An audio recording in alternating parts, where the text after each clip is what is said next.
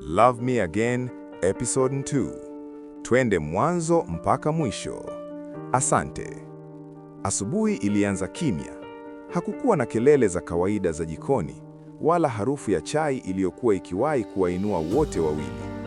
Aisha alikaa mezani peke yake, akitazama kiti cha Kevin kilichokuwa wazi. Alijua tayari alikuwa ameondoka mapema tena.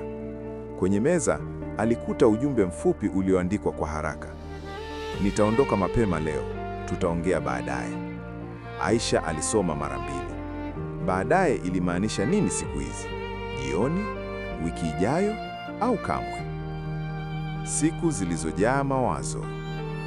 Kazini, Aisha alikuwa mwalimu wa shule ya msingi. Alijaribu kutabasamu mbele ya wanafunzi wake, akifundisha kana kwamba moyo wake haukuwa umechoka. Lakini kila mara akili yake ilirudi nyumbani, kwenye ndoa yake iliyokuwa ikitoka mikononi mwake polepole. Wenzake walizungumza juu ya ndoa, mapenzi, mipango ya wikendi. Aisha alicheka kwa adabu, lakini hakuchangia. Alikuwa akiishi ndoa ambayo haikuwa tena mahali pa kupumzika. Jioni isiyo na maneno. Kevin alirudi usiku akiwa mchovu kama kawaida. Aisha alikuwa amepika chakula alichokuwa anapenda zaidi, wali na kuku wa kupakwa asali. Hukupaswa kujisumbua, Kevin alisema kwa sauti ya kawaida akikaa. Nilitaka, Aisha alijibu. Walila kimya. Sauti pekee ilikuwa ya sahani na vijiko. Hatimaye Aisha akavunja ukimya. Kevin, naomba tuwe wa kweli. Kevin aliinua macho.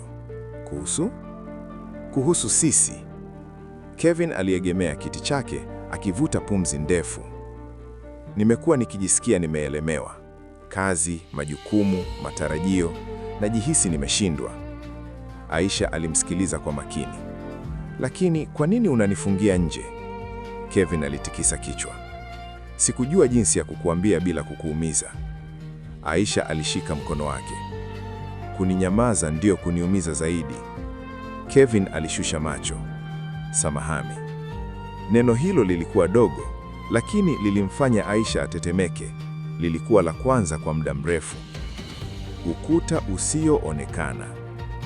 Usiku ulipofika, walilala kitanda kimoja kama siku zote, lakini kulikuwa na ukuta usioonekana kati yao.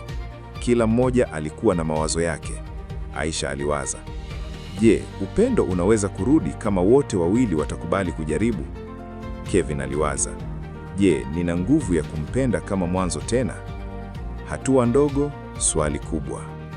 Asubuhi iliyofuata, Kevin alisimama mlangoni kabla ya kuondoka kazini. Aisha, labda tunahitaji msaada.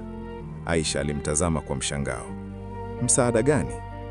Wa ushauri au kuanza upya? Maneno hayo yalikuwa mazito, lakini yalibeba chembe ya tumaini. Aisha alitabasamu kwa uchungu. Niko tayari kujaribu, ila nataka ujue, sipiganii ndoa peke yangu.